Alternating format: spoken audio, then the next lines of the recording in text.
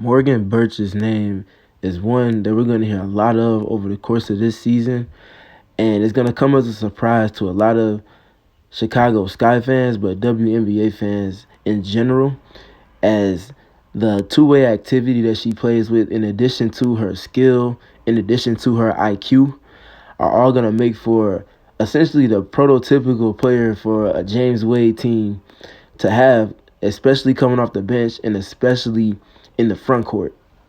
And he mentioned on opening day that she's a player that can play even a three sometimes, but especially the 4 and the 5, and bring that versatility on both ends of the floor to be able to switch, but also be able to screen and roll, or also screen and pop, and handle in delay actions and play as a handoff hub and playmaking hub from the dome and things like that. So let's go ahead and dive into some of the film that we saw from their game on Saturday in Canada against the Minnesota Lynx.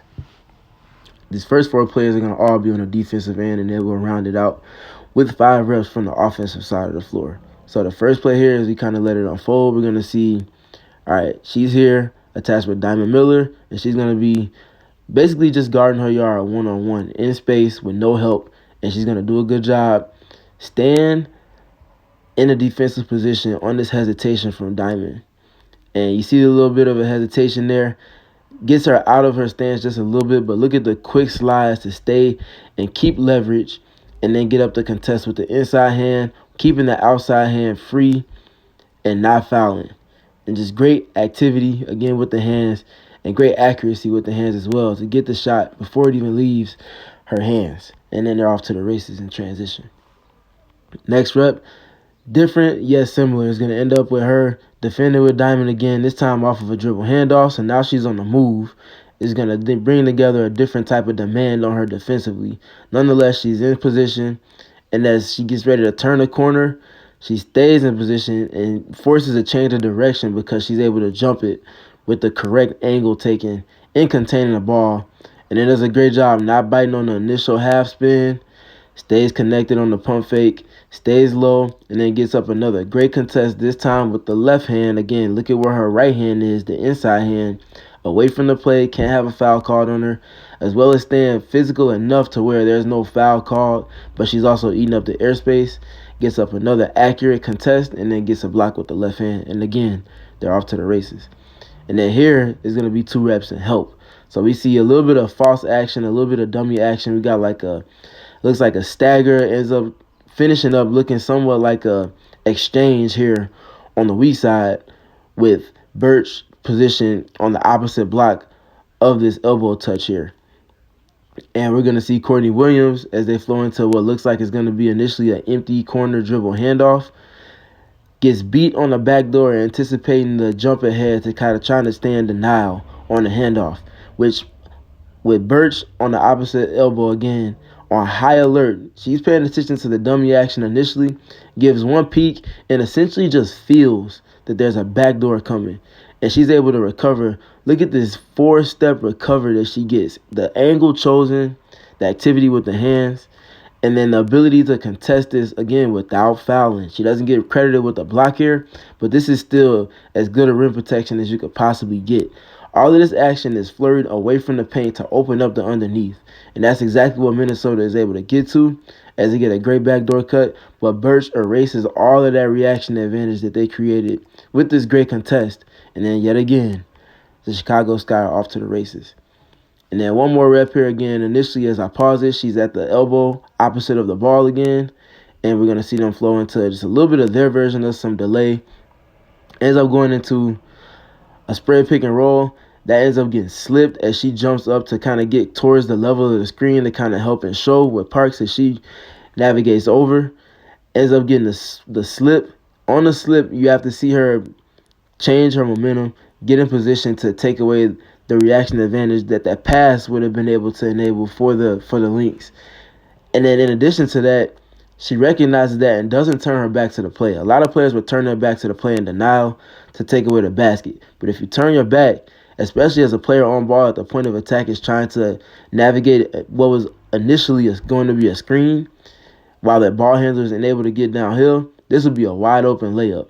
But again, because of Bertsch's positioning, her skill, her IQ, her dexterity, and her athleticism and anticipatory skill, She's able to be an athlete in space, get up another great contest, this time with two hands in verticality at the rim, no foul. And you can see it really kind of catches the ball handler off guard in a sense, as the attempt at the basket is kind of contested just enough to where it's not even able to get up to the rim. And this is, again, just another defensive gem here from Mogan Bertsch.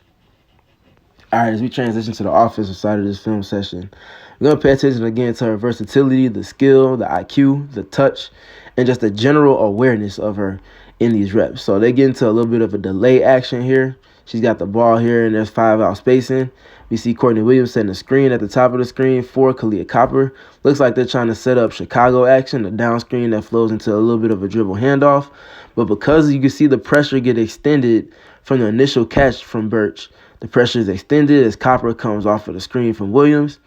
And Bertsch is versatile enough and skilled enough to where she can just attack this top foot, put pressure on the paint, and now they're playing off script, and they got the defense scrambling. As her drive, attacking the top foot, is going to then force the nail help from Banham to come over off of Dana Evans, who's one pass away, stashed at the 4-point line. It's going to end up leaving her wide open. And Bertsch is skilled enough to not just dribble drive, but also read the defense and the help, make an astute and timely pass, and put it in a position to where the catch and shoot won't be affected by the accuracy of it. Pass is a catchable pass over to Dana Evans, again, stashed at the 4-point line to stretch the defensive rotations as much as possible with her range and spacing. And she's enabled a easy catch and shoot 3 here early on, and she deposits 3 there. All right, this next rep here is going to take place going sideline out of bounds. Look at the pressure being applied, taking away the initial looks for the Sky from Minnesota. So we get the switch off as we see the inbounder, Kalia Copper's initial defender, switching off of her to take over for the cut from Dana Evans on the zipper cut, the pin down. And then we see Aerial Powers going over from initially guarding Dana Evans to now guarding Kalia Copper, the inbounder. In addition to the pressure being applied on the post, where Alana Smith can't get the direct pass from Kalia as well. So this is great pressure on the strong side from the Minnesota Lynx. Again, this is no surprise from what this team has as its staple in its identity in defensive pressure and being able to force teams off script. So how do you play within the play?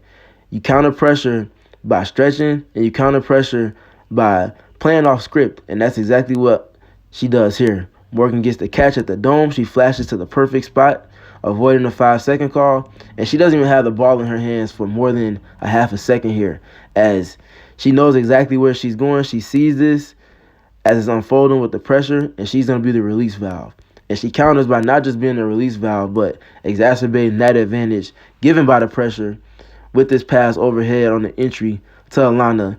And Alana's going to miss this, unfortunately, but you can still see the shot quality, the process, the IQ, and just the general feel that Mogan Bertsch is playing with. She's just such a good player, and she's going to really help this team a lot as they get into these games that are now going to be meaningful with the regular season starting on Friday. And then here they see a little bit more of delay adjacent action here as they hit it ahead to her. And now she's going to be playing in the empty side of the floor. They empty the entire side to space it out as much as possible for her to flow into this throw, into a screen as she fights through the physicality for the screen and roll in the empty corner with Kalia Copper. She gets the screen. And I want to pay attention to the detail here as she kind of springboard herself off of the on-ball defender and rolls into this like short pop /pocket area to where she's able to just get into a quick catch and shoot before her matchup can really recover and get up a true contest on this shot. This is a great pass here from Kalia Copper on the timing and the accuracy, delivering a shootable pass that she can just catch and get right into in rhythm. And Bertsch is able to deposit 2 on this one. And then we're going to see her again on this one, this time coming in transition. She's going to get out ahead of the ball. This is important for front court pieces, not just playing behind it, getting out in front, and not always just rim running, but also being an advantage setter as a screener and playing in different dynamics outside of just running from rim to rim. And we see her get this drag screen here for Courtney Williams. That's going to end up getting 2 to the ball. As you see the drop coverage kind of collapse with the player navigating the screen, staying attached to the hip of Williams in the channel of the floor at the nail, as well as Bertsch's initial defender stepping over the collapse as well to take away this mid-range look from a spot on the floor where Courtney Williams is one of the best to ever do it in the W from the mid-range. She attracts 2 there, hits. Again, Mogan Bertsch, not unlike Kalia Copper just did on the last play with a timely and accurate pass that's shootable. And she's able to get this shot up again, gaining a reaction off of this short pop / pocket pop here to get to stretching the rotations of the help defense outside of the initial play. And she's able to knock this down. Again, before the defense can truly react to what's going on. And finally, we see yet another empty corner action here. So this play initially breaks down. Bertsch dribble drives and then kicks, and then she follows her pass, sets an angle screen here for Dana Evans. And then as she feels, again, real-time understanding of coverage and awareness and how to counter what's going on the ball. She feels her initial defender step up to the level of the screen to put 2 to the ball on Dana Evans. With the shot clock dwindling down to 7, as well as it being in the empty corner, so they put a late hit on Dana Evans.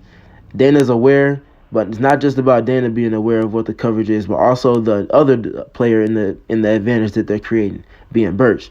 And again, in the short corner, in the empty corner, she's able to get into this short roll pocket area where she's able to pop, gets another reaction advantage. As you can see, the help defense is too far over from her to get up a true contest, as well as her defender having to rotate from putting 2 to the ball to rotating over to her on this short pop, and she's able to posit 2 more off of this little pop here. She just has such great feel, such great IQ, skill, activity levels, and two-way activity that's going to just be an abundantly obvious advantage for this team to use within their rotations, and it's going to be a great piece to mesh in with the newfound pieces in this new rendition for the Sky.